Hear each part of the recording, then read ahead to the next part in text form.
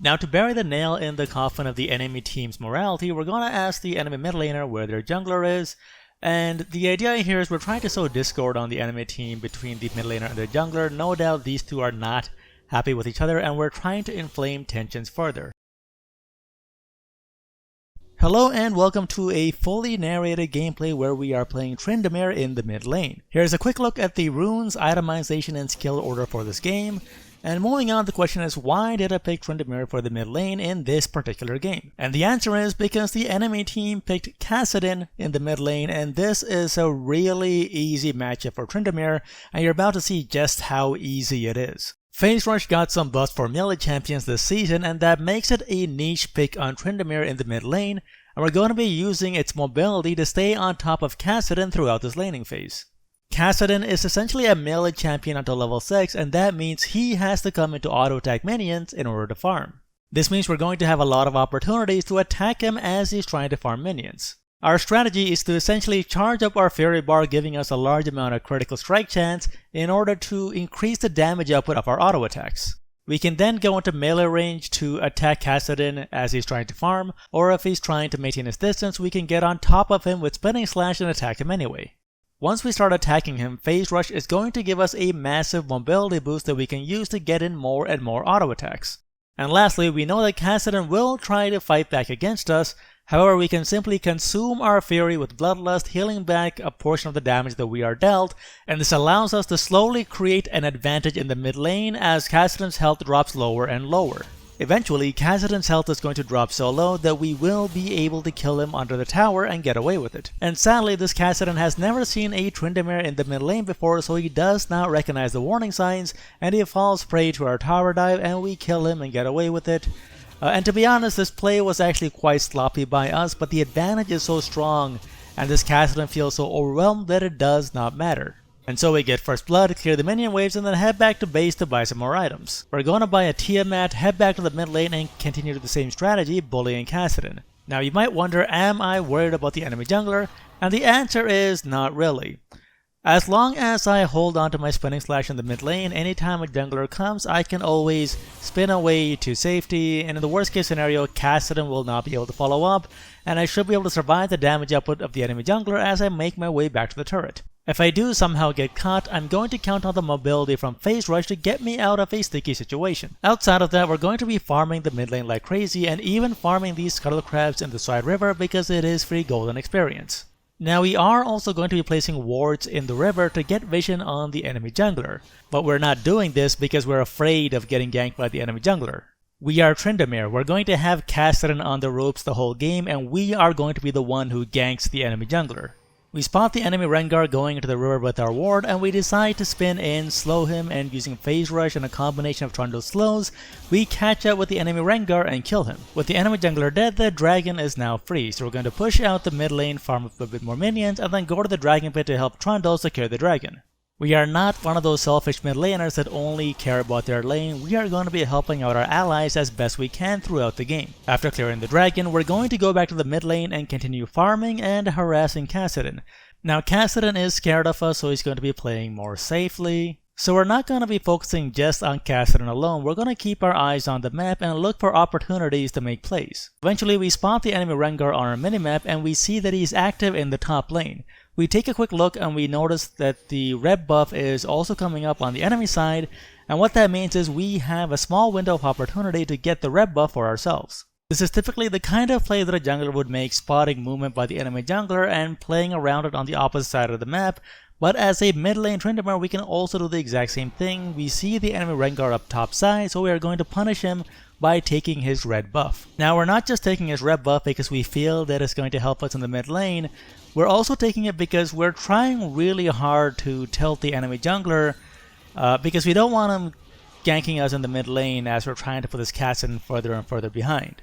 So now we're going back to the mid lane with the red buff in our hands, and we are going to be much more oppressive than ever to this Kassadin. The slows from the red buff are going to allow us to get out more and more auto attacks, and combined with our Phase Rush, this is a very deadly combo. And as you might notice, the enemy Rengar is quite frustrated because he notices that we have taken his red buff, and he throws out a bola of frustration. And that lets us know that we're having a really strong impact on this game because we're not only destroying the enemy mid laner, we're also tilting the enemy jungler, which is going to make it much more easier for us to win the game. We continue farming out of the mid lane, harassing Kassadin best we can, and at some point, Kassadin gets cocky, thinking that his ultimate is going to get him out of a sticky situation, so he gets too close to us and pays the price as we use a combination of phase rush, flash, and spinning slash to kill him and get away safely. We do have to wrap around through the enemy jungle on our way back. We run into a level 5 Rengar along the way, but he's feeling demoralized, he's not going to chase us, so we get back to our mid lane safely. Now, to bury the nail in the coffin of the enemy team's morality, we're going to ask the enemy mid laner where their jungler is, and the idea here is we're trying to sow discord on the enemy team between the mid laner and their jungler. No doubt these two are not happy with each other, and we're trying to inflame tensions further. It's always possible for the enemy team to make a comeback through teamwork, so we want to make sure that that does not happen. We continue farming for a while and we go back and forth through the river. We consider doing dragon for a bit, and we see a play happening in the bottom lane, and I like something that the enemy Kassadin did here, which is he went down to the bottom lane to gank my team, because this guy is not giving up. Even though he's been put considerably behind by the mid lane Tryndamere, he is still trying his best. He's going to gank our bottom lane and try to help keep his team in the game. We go back to the mid lane, continue farming and harassing Kassadin, and he does a pretty good job of avoiding getting slowed by our mocking shout, or he would have taken a lot of damage here. In the meantime, our Trundle is going for the dragon along with the enemy Rengar, so we're going to go down to the river again and kill the enemy Rengar. The enemy jungler is now really far behind. Afterwards, we're going to clear out the mid lane, go back to base, buy a Ravenous Hydra for more wave clear, and then head back to the mid lane. Now, the enemy Kassadin understands that he's not going to be able to hold this turret against the Tryndamere, and his jungler's not really going to be helping him out either, so his best course of action is to try and help out his other lanes, and that is what he does. While I'm clearing out the minions in the mid lane and trying to take the enemy mid lane turret, Kassadin goes down to my bottom lane and kills both my AD carry and support. One thing that I want to highlight here is that we're not going to win the game simply by beating Kassadin one-on-one in the mid lane. This is not really Mortal Kombat. It is a team game, and Kassadin is making the right play here by trying to get his bottom lane ahead and trying to put my bottom lane behind, because that is his best course of action for winning the game. Unfortunately, despite Kassadin's best efforts, the enemy AD carry is going to go AD carry and continue trying to attack our bottom lane turret without looking at the map. This is going to give us the time that we need to take the enemy mid lane turret and then rotate down to the bottom lane with our Trundle to kill the enemy Varus. As we come in, Varus knows that he's dead, so he doesn't really put up a fight and he just accepts his fate. Afterwards, we're going to come back to the mid lane and shove the minion wave into the second tier turret. We're not going to tower dive Kassadin right now for more kills because he might get away and it's really not that important at this point. What we need is turrets. So we're going to head up the river towards the top lane where we're going to try and gank the enemy Garen. Garen manages to get away, not a big deal. We'll head back down the river and get the Rift Herald instead and use this to take down some turrets. We come back to the mid lane and scare away the enemy Kassadin and Malphite, which is kind of funny because the two of them could definitely take down a Tryndamere with Malphite crippling my attack damage output, but it seems they're too demoralized to coordinate an attack on a lone Tryndamere. Our AD carry has gone up to the top lane to push the top lane turret, so we're going to buy time by heading into the enemy jungle and messing around with the enemy team. We're well aware that the enemy team is aware of our presence, and we're simply trying to buy time for our team to take down the enemy top lane turret. Now we noticed the enemy Varus had wasted his ultimate in that attempt to ambush us at the Raptor camp, so the next time we see him we know that we can go all in on him and he can't really do anything about it. Now this play was a bit of a gamble. We overestimated our healing and ended up dying in the process. This is not the kind of play you want to make when you have a lead, because handing shutdowns to the enemy team will help them come back into the game. When we respawn, we are not messing around anymore, we're going to just focus on closing out the game. We head down to the Dragon Pit and clear the Mountain Dragon, and then we're going to pop the Rift Herald in the mid lane and push as deep as we can into the enemy base.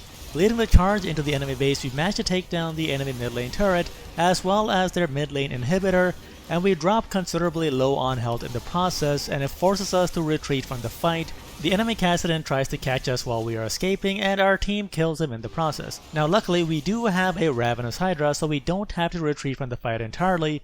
We're going to head back into the enemy jungle, heal up back to full health, and take the enemy red buff, then continue pushing the bottom lane. We push and take the second tier turret in the bottom lane and continue pushing into the enemy base with the help of our support, who dies from a well-aimed arrow by the enemy Varus. We walk away to bait the enemy Kassadin, and the enemy Kassadin, seeing us running away from him, thinks that he has the advantage, so he rifts walk towards us for a fight, and we kill him and keep pushing the bottom lane. It looks like the enemy Malphite has left the game, which is just wonderful news. We kill the enemy Rengar under the turret, then back out to drop the turret aggro and continue pushing.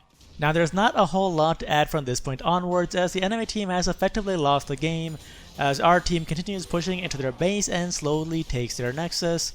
The key takeaway from this game was that we had a massive counter pick in the mid lane. We managed to demolish the enemy mid laner, and we didn't just focus on destroying our lane opponent, we also roamed the map, went after the enemy jungler, went after objectives, even tried to help our bottom lane.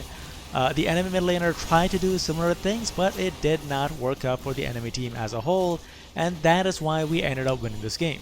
Hopefully this gives you an idea of some niche picks that you can try out in the mid lane and how to exert influence on the whole of the map, which will help you win more games.